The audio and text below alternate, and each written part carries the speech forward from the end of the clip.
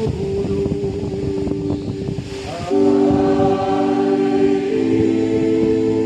Tuhan kita Yesus Kristus, cinta kasih Allah dan persekutuan Roh Kudus bersamamu.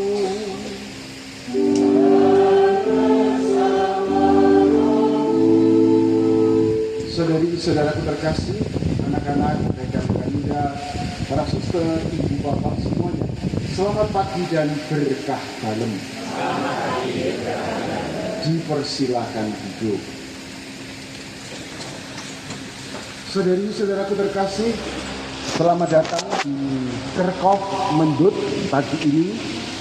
Datang dari berbagai macam penjuru, tidak hanya dari sekitar Kevikepan Kedu, tetapi juga dari Yogyakarta, juga dari Semarang, ada dari Amerika, ada enggak?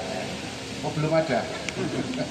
Rembang. Dari Jakarta, dari Rembang, dari berbagai macam tempat. Mereka yang mempunyai kerabat yang disemayamkan di Kerkhof Mendut ini. Dan hari ini tanggal 2 November, bersama dengan seluruh gereja semesta, kita merayakan peringatan arwah semua orang beriman. Oleh karena itu, layaklah kita berkumpul bersama dalam iman kepada Kristus Yesus, penebus dan penyelamat kita, yang dengan sengsaranya, kebangkitannya telah memberikan hidup yang baru, maut dikalahkan. Dan pada kesempatan ini saya tidak sendirian, ada 3 romo lainnya yang berkonselebrasi. Maka baik di awal ini saya mohon para imam yang berkonselebrasi memperkenalkan diri, lalu nanti nomor sepatu juga bisa disampaikan Romo. Nomor HP nanti silahkan dibagikan. Oke, mulai dari sebelah kanan saya, silahkan Romo. Masih Romo Rudit, nama saya Danang Bramasti, baptis saya Antonius Padua, tinggal di gereja Antonius Padua juga, cocik ini. Saya Yesuit sebagai direktur, direken batur ini. Kanisius cabang Kedu. Nomor HP saya 3000. Terima kasih. Terima kasih Romo Danang. Selanjutnya Romo monggo.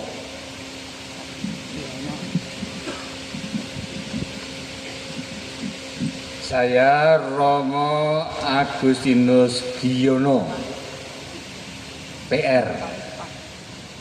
Sekarang ini dan sudah 3 tahun disuruh oleh Bapak Uskup untuk menemani umat paroki administratif Borobudur yang di dalamnya juga mengelola komplek ini bersama dengan pengurus. Dan ketika Borobudur 3 tahun lalu belum menjadi paroki, tempat ini dikelola oleh pengurus juga dengan ADART-nya. Lalu per 22 Februari 2023, Borobudur dan sekitarnya dijadikan paroki administratif. Saya di SK untuk memikirkan, menunggui, menemani. Maka komplek ini, pemakaman ini dari ADART kami revisi menjadi pedoman pelaksanaan pengelolaan makam Mendut ini. Untuk selanjutnya kalau ada berita-berita, ada aturan-aturan yang ditetapkan, itu disesuaikan dari ADART yang kemudian kami jadikan pedoman sesuai dengan jalannya Keuskupan Agung Semarang. Sehingga yang dulu tempat ini dikelola semi mandiri, nampak semi mandiri, sekarang berada dalam tata kelola Dewan Paroki Administratif Santo Petrus Borobudur. Itu saya yang menemani. Matur nuwun. Lanjut. Saudara-saudari, saya Yohanes Wahyu Rusmana. Karena namanya panjang itu tidak usah diingat-ingat ya. Nama saya Jojo, J-O-J-O.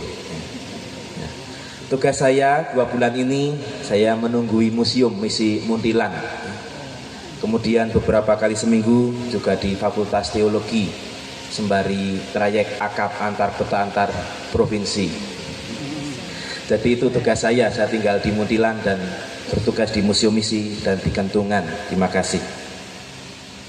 Terima kasih Romo Danang, Romo Giono, dan Romo Jojo.